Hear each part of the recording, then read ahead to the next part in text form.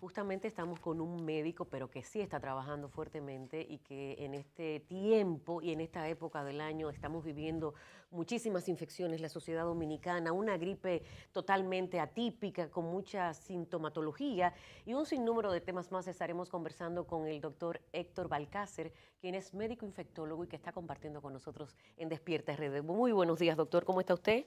Buenos días, gracias por la invitación, realmente un placer estar con usted y con aquellas personas que nos miran desde sus casas. Doctor, ¿qué es lo que está pasando en la actualidad con este tema de que hay mucha gripe, hay mucho malestar gripal, pero que vemos como síntomas que no se veían anteriormente con este tipo de malestares? Miren, realmente la República Dominicana ha tenido varias alertas. Una de las primeras alertas que tuvo fue el Ministerio de Salud Pública hace cerca de un mes, que alertó sobre lo que era una gripe que estaba ocurriendo en pollos, en gallinas. La gripe aviar. Exactamente, un tipo de gripe aviar que estaba ocurriendo más que nada en la zona norte del país. Hay que decir, primero que nada, para no alertar, que este tipo de cuadro respiratorio no tiene nada que ver con ese tipo de proceso. Ese virus gripal que está afectando a los pollos, a las gallinas del norte del país, es un tipo de virus bastante inocuo, el cual entre seres humanos no se ha asociado a enfermedad propiamente dicha. Es lo primero que hay que decir para desligar una cosa de otra. Para descartar eso. Exactamente. Lo otro que hay que decir es que sí, a la fecha, y ya el ministerio llamó la atención hace una semana atrás también, está circulando una cepa del virus de la influenza, que el problema es que ahora se sobrepone este proceso en aves y este proceso respiratorio un poquitito severo que hemos observado. Las personas se están quejando de mucho dolor de cabeza, mucho dolor en el cuerpo, molestias en la garganta, ustedes mencionaron sintomatología gastrointestinal, lo que son náuseas, vómitos, etcétera, pero más que nada es una duración y una severidad inicial que es importante. Hay que decir que a nivel de lo que es la consulta privada hemos observado un incremento en los casos de influenza A, específicamente influenza H3, que es diferente a esa influenza que a la fecha, repito, está afectando a los pollos en Moca, específicamente en la provincia de Espaillat. San Víctor de Moca. Exactamente, y que ha llevado a que se sacrifiquen más de 20.000 aves en el momento. Entonces hay que decir que estas personas que están padeciendo este tipo de cuadros, si son personas, perdón, jóvenes, que no tienen ningún tipo de compromiso de su sistema inmunológico, fuera de que los tumba, que es la palabra que las personas generalmente utilizan, me tumbó la gripe, simplemente esas personas van a pasar con ese cuadro 2 o 3 días y va a desaparecer. Sin embargo, hay otras personas que tienen problemas de su sistema inmunológico, las cuales la presencia de este tipo de manifestación puede comprometer su vida. ¿Qué personas estoy conversando? Estoy hablando de las personas que tienen diabetes, las personas que tienen el corazón grande, esas personas que tienen insuficiencia cardíaca, que se conocen como que tienen el corazón grande, las personas que tienen algún tipo de cáncer y que han recibido o están recibiendo actualmente quimio o radioterapia. Las personas que tienen VIH, pero estas son personas que pudiéramos decir que tienen alguna enfermedad. Sin embargo... Por aquello de la defensa baja. Sí. Claro que sí, su sistema inmunológico no funciona de una manera adecuada. Sin embargo, tenemos otro grupo de pacientes, los cuales, independientemente de que no tengan una condición que se hable de enfermedad, cuando este cuadro se presentan, tienes que buscar asistencia médica. ¿Cuáles? Mayores de 65 años, menores de 5 años y un grupo que siempre se ve afectado con cierta regularidad son las embarazadas. Sí. Por tal motivo, si en un hogar aparece un cuadro de este tipo, se busca asistencia médica, es importante poder evidenciar si es influenza o no para poder cuidar a esos grupos. Por ejemplo, en el día de ayer en el Centro Médico UCE donde laboramos, tuvimos un paciente que tiene cáncer de colon. El paciente le dieron quimio, radioterapia, etcétera, y el paciente se iba a someter a su ciclo de quimioterapia. Pero cuando lo evaluamos, que le hicimos la prueba, tiene un virus de la influenza A. Él se va a la casa con tratamiento. Pero ¿cuál es la pregunta que hay que hacerle a esa persona? ¿Habita usted, porque es un señor que tiene 50 y pico de años, habita usted con alguien que tenga más de 65 años? ¿Habita usted con alguna embarazada? ¿Habita usted con alguien menor de 5? ¿Por qué? Por el tema del contagio. Claro, y no solamente por el contagio, sino porque ese tipo de cuadros tienden a ser más agresivos en esos grupos y esas personas quizás se deshidraten más fácil, esas personas pueden presentar dificultad respiratoria mayor que las demás poblaciones. En ese sentido hay que decir que yo siempre relajo con esto, y es que la mayoría de los procesos gripales o respiratorios tienden a ser autolimitados, o sea, desaparecen en el tiempo independientemente de lo que usted haga. Y por eso yo tengo una frase bastante graciosa, que es que la gripe se trata con sopa de pollo. Que usted lo único que tiene que tomar es sopa de pollo. Ese es el tratamiento. Exactamente, porque va a desaparecer como quiera, ya sea que usted haga algo o no. Sin embargo, cuando esta situación se torna un proceso más difícil de erradicar o el paciente presenta una dificultad respiratoria importante. Sobre todo las fiebres, doctor, y persisten hay una mucho infección. las fiebres. Sí. Si hay fiebre, hay una infección. Sí, y hay por que medicarla. semana. Miren, entonces, ¿cuál es el problema de la fiebre? El problema de la fiebre es que muchas personas no saben que cuando alguien tiene fiebre es más fácil que se deshidrate. Algunas personas entienden que cuando usted tiene fiebre, usted se deshidrata porque suda mucho al sudar la fiebre. Sin embargo, no es así. Cuando usted tiene fiebre, usted comienza a respirar mucho más rápido. Aumenta lo que se conoce como la frecuencia respiratoria o ventilatoria, que es que usted comienza a respirar más rápido. ¿De qué manera se sabe si una persona murió o no? Usted ha visto que le ponen un espejito en la boca. Sí. Y ese espejito se empaña. ¿Por qué razón? Porque cuando usted respira, usted no solamente bota el CO2 que le dijeron en el colegio, el dióxido de carbono, sino que se bota CO2 y agua. Entonces, a la persona tener fiebre, respira más rápido y tiene un aumento de la pérdida de agua a través de la respiración. Y por eso, cuando usted tiene un adulto mayor, o sea, cuando usted tiene una persona que tiene más de 65 años en la casa y presenta un cuadro febril, o sea, fiebre que se mantiene por varios días, usted ve que de repente esa persona no se puede parar de la cama, o de repente deja de comer, o de repente esa persona deja simplemente de comunicarse de una manera adecuada con las personas del entorno. Y usted entiende, ¿pero qué fue? A papá le dio una fiebre, ahora cuidado si fue que le dio un derrame. Y la causa puede ser simplemente que esa persona está deshidratada. Los cambios en la cantidad de agua que una persona tiene tienden a afectar más a las personas que tienen mayor edad o a las personas que tienen una edad pequeñita. Doctor, esos son los rasgos. Doctor, nosotros en República Dominicana somos un poco de todo. Y el tema de las gripes, las tradicionales, pues siempre las queremos tratar con la llamada medicina casera, darle una botella, darle un poquito de aquello, de lo otro. Entonces, en este caso, uno ha hecho eso, porque es como los primeros pasos cuando te presentan estos cuadros, pero cuando pasa el tercer día, como bien señalaba usted, esto se agrava, no hay solución y usted recomienda ir al médico. ¿No es mejor que la gente de que se siente estos cuadros vaya y acuda a una consulta para que sea el médico quien lo trate? Mira qué pasa. El asunto es el siguiente, independientemente de que las personas piensan que la gripe la produce el virus de la influenza, hay que decir que no. El virus de la influenza produce cuadros respiratorios muy específicos, los cuales, como estamos mencionando aquí, tienden a ser un poquitito más agresivos en cuanto a lo que es la conducta, en cuanto a lo que es la presencia de manifestaciones en un individuo. La mayoría de los casos de cuadros gripales o rinosinusales, porque las personas más que nada lo que tienen es congestión, fiebre, malestar, etc. Ese tipo de proceso lo producen otros virus, los cuales no tienen un tratamiento específico. Cuando hablamos de virus de la influenza, es importante recordar que en el país no tenemos costumbre de que los adultos se vacunen. Exacto. Para la influenza existe una vacuna específica la cual se aplica todos los años. Es un tipo de vacuna que generalmente se diseña en países desarrollados, los cuales, viendo los diferentes brotes que existen en diferentes países, esta vacuna está formulada para que, por ejemplo, ahora en diciembre, porque creemos que tenemos mucha gripe en este momento, pero hay que decir... ¿Afectan los cambios de clima? Déjame explicarte. Y el polvo del Sahara, todo, óyeme, se le atribuía todo este malestar al denominado... Déjame explicar algo. Adelante. Algo simplemente. Ahora mismo tenemos una situación, creemos que tenemos muchos cuadros respiratorios, pero ¿qué pasa? En diciembre siempre hay más cuadros respiratorios. Sí. ¿Cuál es la razón? Ustedes hablaban de cambio climático. Aquí en República Dominicana no tenemos ese gran cambio. Aquí tenemos calor todo el tiempo. Y en ocasiones tenemos una brisita de 20, 21 grados y la gente saca los abrigos. Contento, hay que sacar esos abrigos. Pero el asunto es el siguiente. Vamos a tener una fecha en la cual van a comenzar a venir los familiares de Europa, los familiares de los Estados Unidos, los familiares que habitan en Canadá. Ok. Entonces vamos a tener una migración de personas que sí están en lugares donde hay cambios climáticos marcados, que pueden ser delimitados.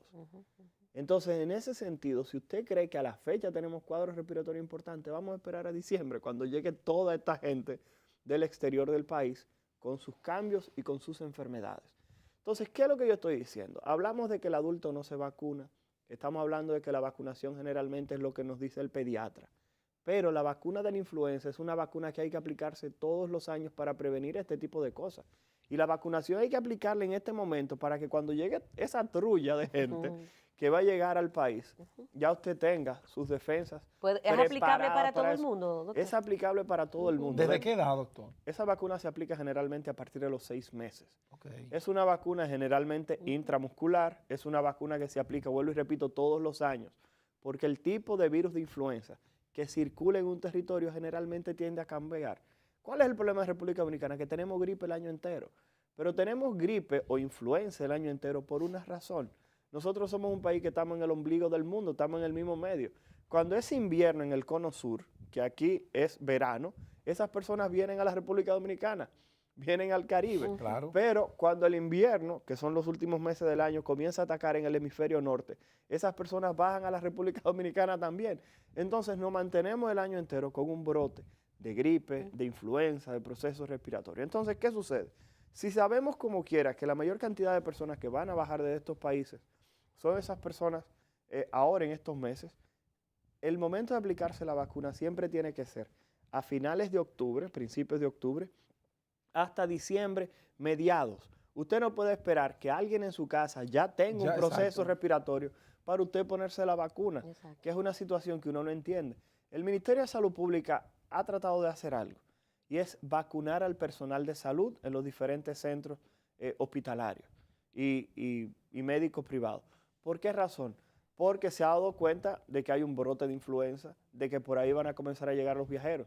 Y el problema es que usted puede ir a una emergencia con cualquier patología y cuando llegue usted se encuentra con un médico, con una enfermera con gripe. Sí, así es. Entonces usted se va del centro con ese proceso. Es peor que como costosa esa inyección. No es una vacuna que cuesta menos de 2,000 pesos y hay algunos lugares que la aplica gratuita, algunos sitios su seguro lo cubre. Sí, y estamos hablando de que es una vacuna, vuelvo y repito, que es importante aplicar sobre todo a niños por el asunto del ausentismo escolar. Estamos en un momento en el cual ya por ahí vienen los cuatrimetrales y los tigritos no se pueden atrasar. Estamos hablando de que aquellas personas que tienen enfermedades de las que acabamos de mencionar, es importante que se lo pongan porque eso incrementa mortalidad. Claro. Las embarazadas se lo tienen que aplicar también. Aquellas personas que se consideran jóvenes en ocasiones entienden que vacunarse está de más porque ellos tienen su sistema inmunológico bien y yo no lo mencioné como un grupo. El problema es que cuando usted se aplica la vacuna, usted evita enfermar.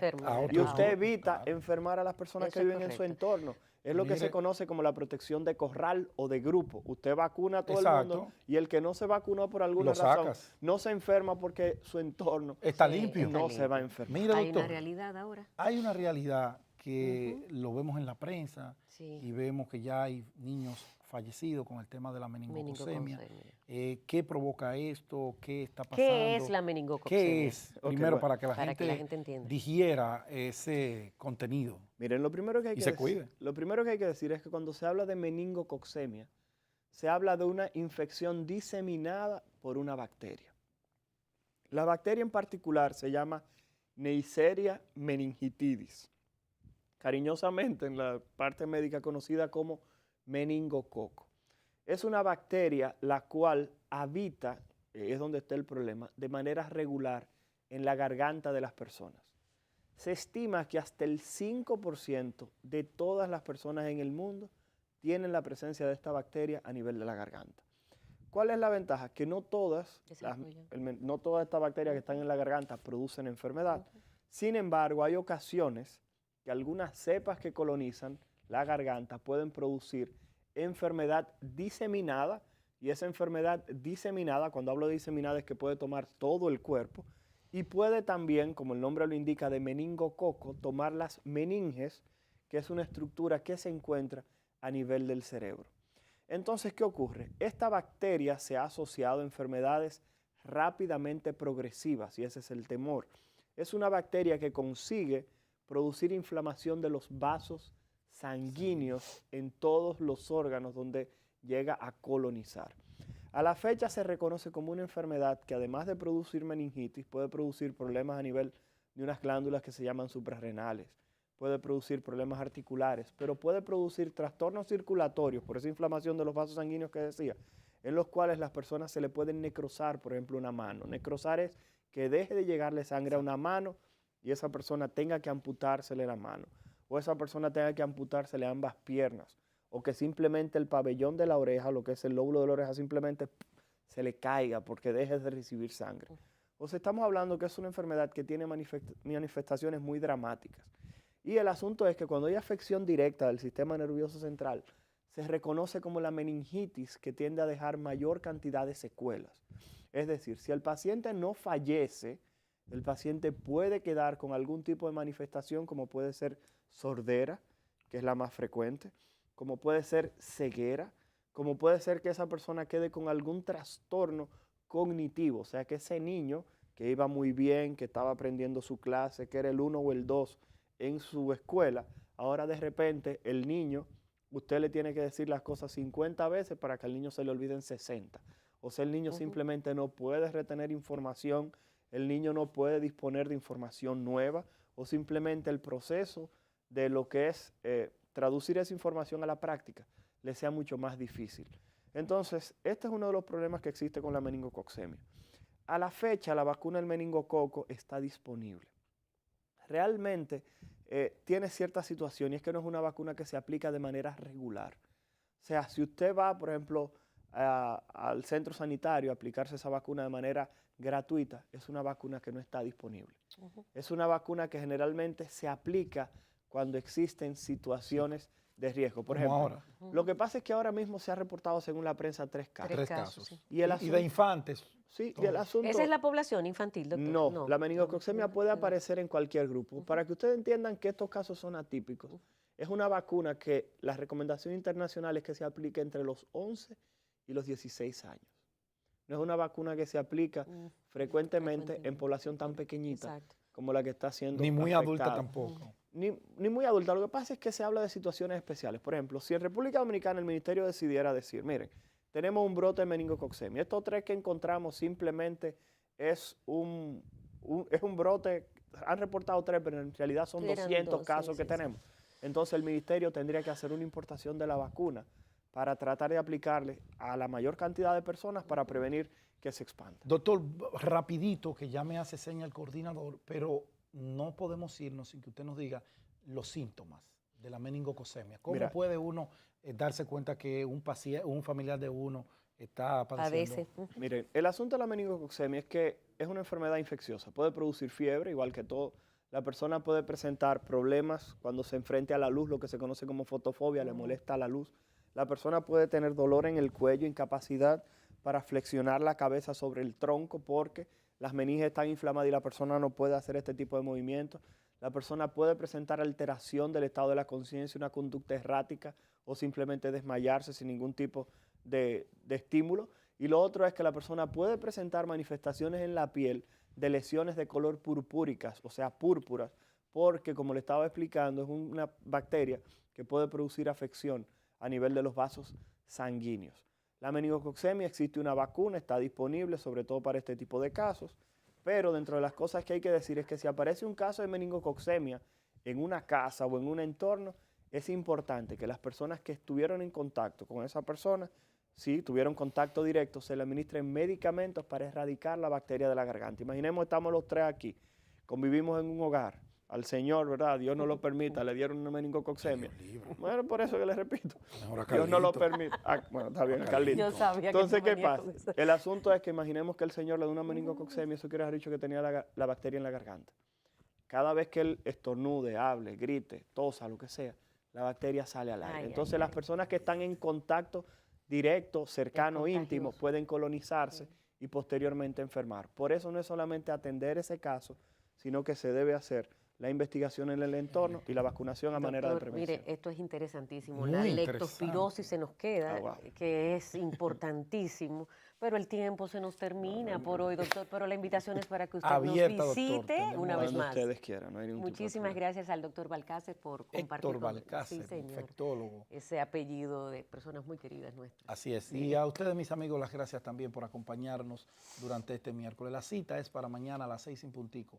El Despierta RD para todos ustedes. Mientras tanto, feliz resto del día para todos. Bendiciones y hasta entonces. Gracias, doctor. Una vez más.